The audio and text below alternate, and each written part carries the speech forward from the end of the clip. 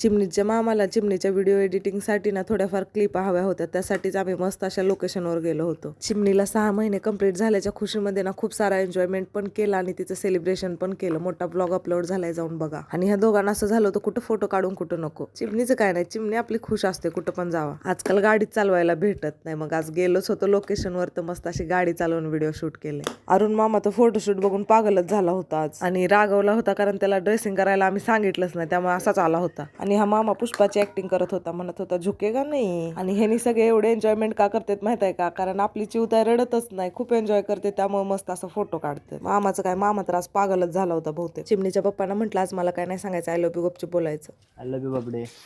Okay.